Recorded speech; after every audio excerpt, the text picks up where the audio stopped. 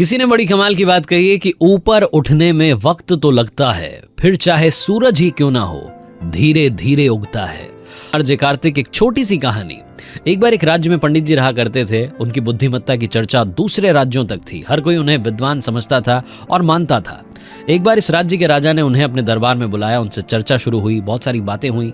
जब ये पंडित जी जाने लगे तो राजा ने कहा कि रुकिए ब्राह्मण देव, आपसे एक बात करनी थी। आप इतने बुद्धिमान हैं, आपके बारे में बहुत लोग कहते हैं कि विद्वान है, महान है, लेकिन आपका बेटा जो है ये मूर्ख क्यों है? पंडित जी को बुरा लगा। पंडित जी ने पूछा कि महाराज क्या हो गया, आप मेरे बेटे को मूर्ख क्यों कह रहे हैं? तो राजा ने बताया कि आपके बेटे को सोने और चांदी में से क्या मूल्यवान है यही पता नहीं है। जैसे राजा ने बोला, पूरा दरबार हंसने लगा। पंडित जी के वहां पर खिल्ली उड़ गई। पंडित जी नाराज हो गए, लेकिन कुछ कह नहीं पाए। अपने घर पहुंचे तो उनका बेटा जो था पिताजी के लिए जल लेकर के तैयार था। एक गिलास उसने रखा पिताजी के सामने कि पिताजी जल ग्रहण कीजिए। पिताजी को तो बहुत गुस्सा आ रहा था। पिताजी ने कहा, बेटा पानी वानी साइड करो, एक बात बताओ कि चांदी और सोने में से क्या मूल्यवान है? तो पंडित जी के बेटे ने तपाक से जवाब दिया कि पापा सोना मूल्यवान है। पंडित जी ने कहा, बेटा उत्तर तो तुमने बिल्कुल सही दिया, फिर राजा साहब ये क्यों कह रहे थे कि आपका बेटा जो है मूर्ख है, उसे सोने और चांदी में क्या मूल्यवान है पता ही नहीं है? बेटा सारी बात समझ गया। बेटे ने कहा, पापा आप बैठिए।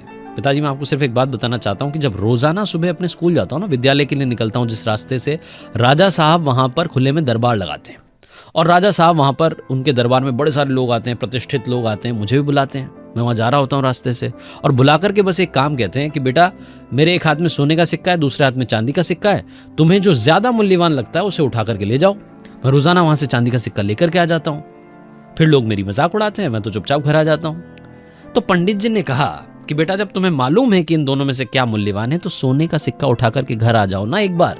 बार बार मेरी फजीयत तुम्हारी फजीयत क्यों करवा रहे हो इतने सारे लोगों में? बेटा जोर से हंसने लगा, बोला कि पिताजी मेरे साथ आइए। पिताजी को अंदर लेकर के गया। उसने संदूक निकाली। जब उसने संदूक खोली तो संदूक में चांदी के सिक्के भरे हुए थे। ये जो पंडित जी थे ये उससे पूछने लगे कि ये सब कहां से आए? बोला कि पिताजी बस यही हो रहा है, हर दूसरे दिन ये खेल होता है, वहां जाता हूं चांदी का सिक्का लेकर के आ जाता हूं, तभी तो आप देखिए पूरा संदूक भर गया है। जिस दिन मैंने सोने का सिक्का उठा लिया उस दिन ये खेल बंद हो जाएगा। पंडित जी तो बात समझ गए, लेकिन उन्हें पूरी दुनिया को बताना था।